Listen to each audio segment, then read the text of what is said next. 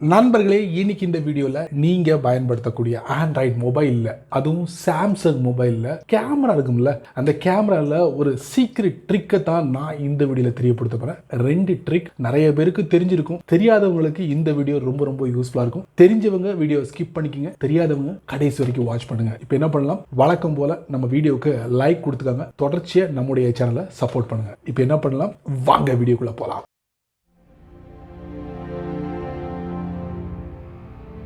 உங்களுடைய சாம்சங் மொபைலில் கேமரா இருக்கும்ல, அந்த கேமராவை நீங்கள் ஓப்பன் பண்ணுங்க. ஓப்பன் பண்ண உடனே பார்த்தீங்கன்னா உங்களுக்கு இங்கே ஒரு ஷட்டர் பட்டனை நீங்கள் பார்க்கலாம். இந்த ஷட்டர் பட்டனில் 2 அருமையான செட்டிங்ஸ் வந்து ஒளிஞ்சிருக்கு.